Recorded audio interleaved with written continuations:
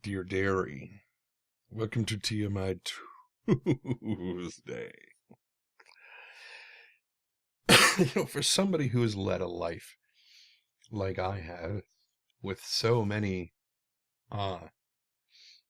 elements of perversion here and there, because I definitely spent quite a bit of time sowing my wild oats, as it were. And to some degree still do.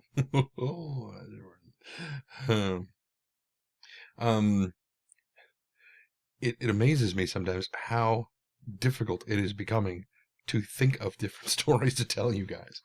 However, fortunately for me, I remembered one this past week. I mentioned maybe 2 months ago or so, a friend of mine who was she was a dominatrix up in the northern part of the San Francisco Bay Area. She has since moved out of the area, and I'm not exactly certain what she's doing right now. I think she's on the East Coast somewhere. Anyway, so one day I get a message from her. This was quite a few years ago. I can safely say I was half the man that I am today, and by that I mean my weight wise. I mean, I weighed about half what I do right now. But she invited me to a BDSM bake sale and Tops High Tea, which I was like, what? What the hell does any of that mean? I mean, I understand bake sale. Well, I understand the individual components except for high tea. I had never heard of that before.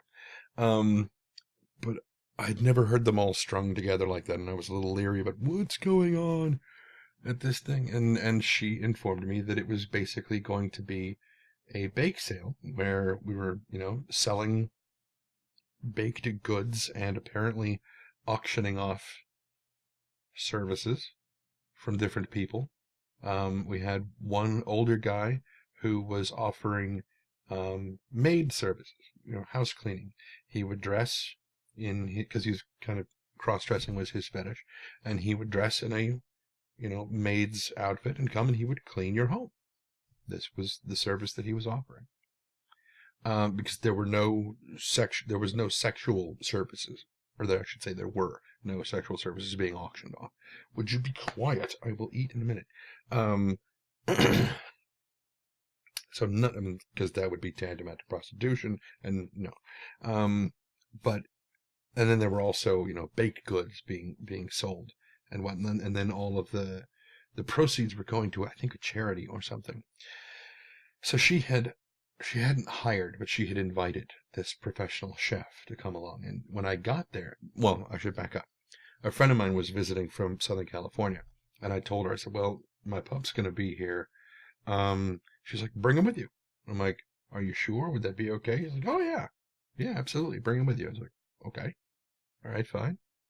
And so I told him, I said, this is what's going to be going on. He was like, ooh, okay.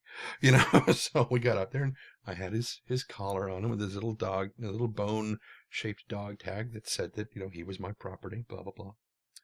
And I still have that dog tag. Anyway, we got over there, and it was a little odd at first because, like I said, I'd never experienced anything like this. But there was a chef, as I had mentioned. He was in the kitchen. He was making a cream cheese ganache and a chocolate ganache, and the cream cheese ganache was in a pot about that big around and about that deep. It's a big, thick. Now the chocolate ganache was in a pot about that big around and about that deep, about half the size. And so people were dipping strawberries in these different things. It was almost like a fondue, but it wasn't in a fondue thing. Anyway, it was pretty good. I mean, I'm not normally much for chocolate. I just don't like chocolate the way, a lot of people do. I like it okay, but I don't, flip out over it. Well, this was really good chocolate ganache, and it kind of explains to me why the guy is a professional chef. The cream cheese ganache, however, was my favorite, and I wanted to just get a big I wanted it to thicken a little bit, to chill it to the point that I could just scoop it like ice cream and eat it. It was really good. Anyway, I didn't do that. I don't think they would have let me. Anyway, so we got done with the bake sale, the auction and everything.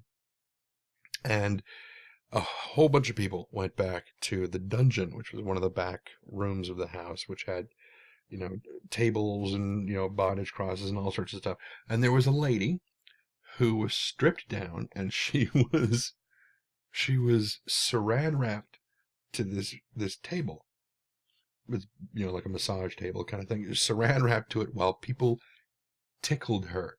And I mean, you could hear her throughout the house. And oh my God, she was apparently having a great time. I don't know if she's just really, really digs on being tickled or something, but it was very fun. And, my pup was like, so what are we going to do? I mean, because there was stuff going on all over the house. He's like, what are we going to do? I was like, I don't know. I don't know. What do you want to do? And he's like, I want to suck you off. And I was like, that sounds really fun. Yeah. Yeah. Mm-hmm. And so we were, doing that a little bit, and she comes through, right? Because we're just sitting on the couch. Well, I'm sitting on the couch. He's, kneeling on the floor in front of me. And she's like, you know what would make that better? And I'm like, no. And she's like, chocolate. And so she goes into the kitchen and she gets like a little mason jar, fills it with some of the chocolate ganache, and brings it to me and says, here. And she warned me. She did warn me, and I didn't quite listen to her. She's like, it's still pretty warm. I said, okay. So I start drizzling this stuff, and then I realized exactly how warm it still was. I'd mentioned the whole thing before about, icy hot and masturbating with that. That is very different from drizzling molten chocolate ganache all across your cock. I'm just saying, it's... Oh, well, anyway, it was very, very warm, and it was just into the realm of being painful. It was a little bit more than I could just sit there and go, because it was just a little bit more painful than that. It was almost so painful that I almost jumped up and ran to the bathroom to wash it off. Presuming I didn't just, pull it off, because it was just a little bit too hot. I think I've made that clear now. So I did the only thing I could think of. I grabbed him and pushed him like, get it off there. And so he's sitting there. Well, once he got his mouth on, he realized how hot it was. He was like, he got this super diligent, very obedient, dog kind of, I'll help, kind of thing. And so he's trying to get this chocolate off of me. And it's just, as soon as it starts to mix with his saliva, it just, so he's having trouble getting the chocolate off because it's starting to thicken in his mouth. And it's just, he's trying very hard. And I was like, okay, we'll set that by a little while. And I was fine. It was, barely even a first-degree burn, but it felt like much more than that. Anyway, so we had a pretty good time that day, I think.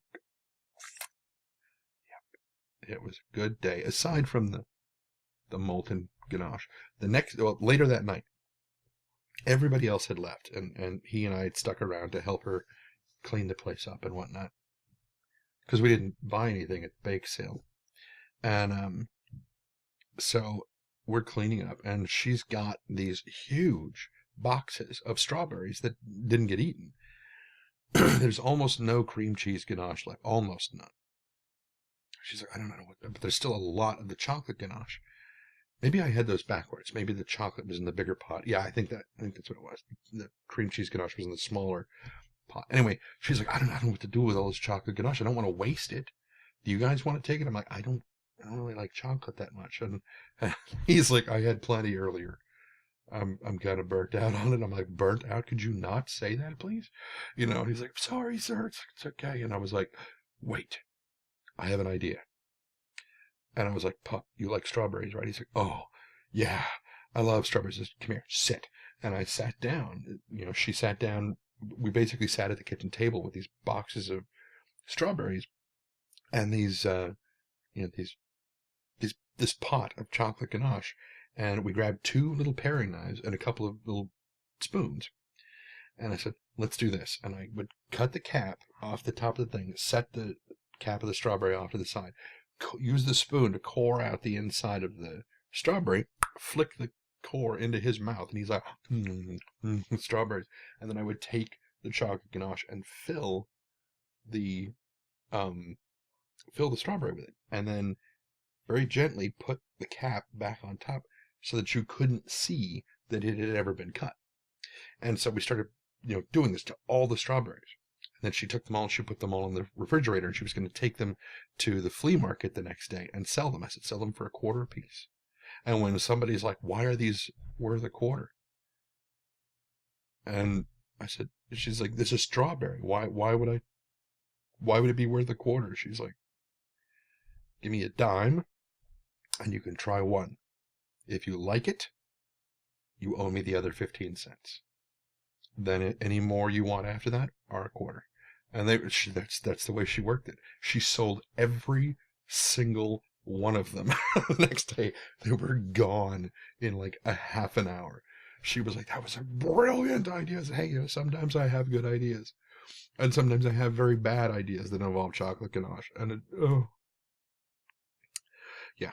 Okay, so 11.5 minutes worth of cock scalding chocolate. That should be a band name. Oh, wow. Cock scalding chocolate. It could also be a tongue twister almost.